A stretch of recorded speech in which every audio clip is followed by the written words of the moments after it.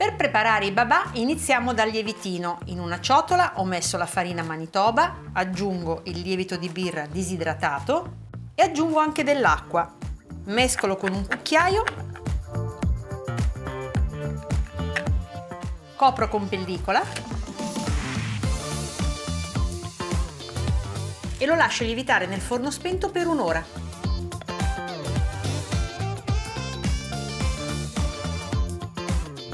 Il mio lievitino è pronto, lo metto nella ciotola di una planetaria munita di gancio. Per questa preparazione è molto importante avere la planetaria perché è una preparazione piuttosto lunga, ci vorranno circa 15 minuti di impasto.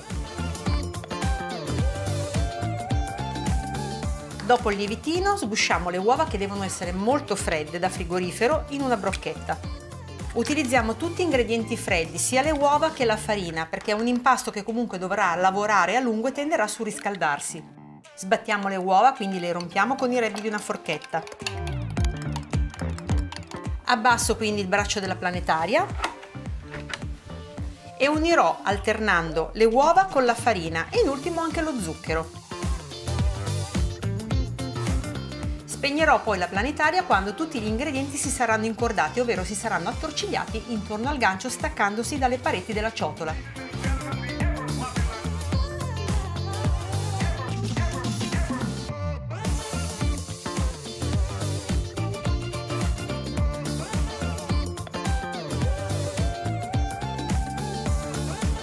L'impasto è talmente elastico che si è incordato intorno al gancio ed è lucidissimo, è perfetto così.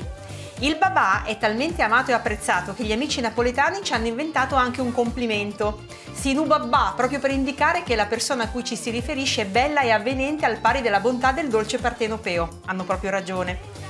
Adesso azionerò di nuovo la planetaria ed aggiungerò il burro un po' alla volta alternandolo al sale e naturalmente ci vorranno ancora almeno 10 minuti di impastamento piuttosto veloce.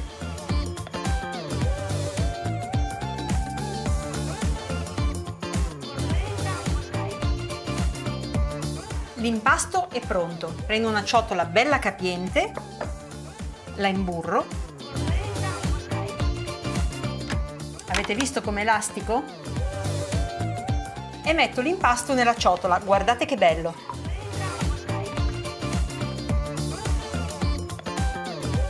Lo copro con pellicola e lo faccio lievitare per 2 ore nel forno spento.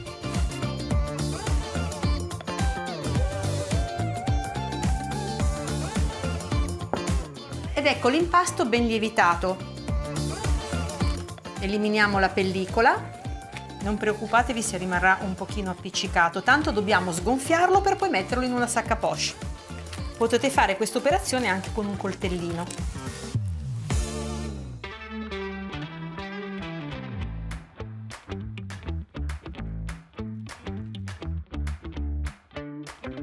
Questi sono i miei stampini, quelli dove andrò a mettere l'impasto dei babà. Ci spruzzo lo staccante all'interno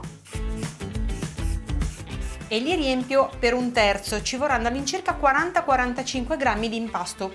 Spremetelo all'interno e poi mozzatelo così con le dita, in questo modo. Procedo così con tutti gli stampini. Ora che ho riempito tutte le mie formine, le metto in forno spento a lievitare dalla mezz'ora in su. L'impasto dovrà sfiorare il bordo. Mentre i babà lievitano, prepariamo la bagna. In un pentolino metto l'acqua,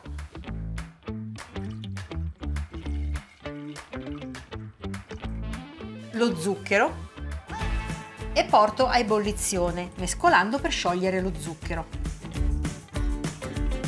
Nel frattempo pelo un limone e un'arancia, prendendo solo la parte colorata dell'agrume. Mi aiuto con un pelapatate. La parte bianca, come sapete, è amara, quindi è meglio non prelevarne troppa.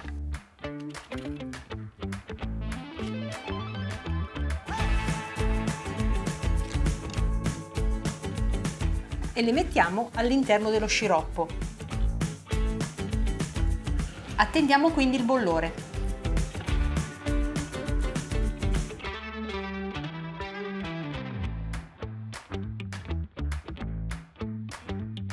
Lo sciroppo sta bollendo.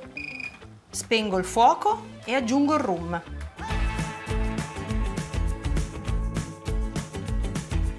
Mescolo e lascio tutto in infusione finché non utilizzerò la bagna.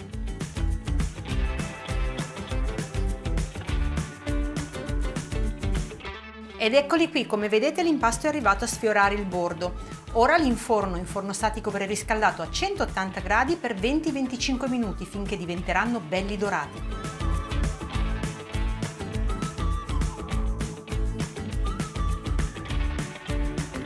Ed ecco i miei bellissimi babà cotti e già freddi.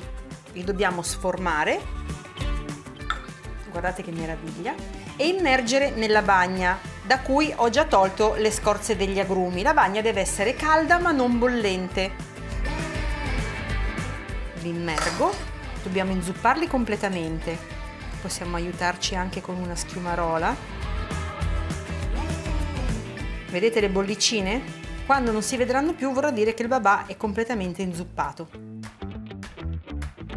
Non ci sono più bollicine, quindi prendo il mio babà. Vedete come si è gonfiato rispetto agli altri? E lo strizzo delicatamente. Mi raccomando, è molto importante per non romperlo. E poi lo metto a testa in giù per farlo scolare. E continuo così con tutti gli altri.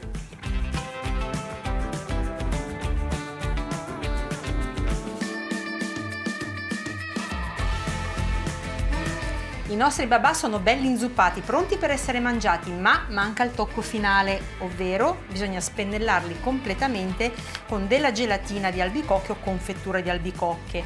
Vi consiglio di utilizzare una confettura senza pezzi oppure di passarla al setaccio. Se è un pochino troppo dura, metteteci un goccio d'acqua per diluirla. Insomma, deve essere spalmabile.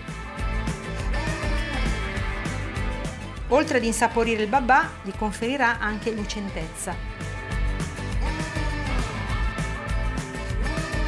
E il primo è pronto.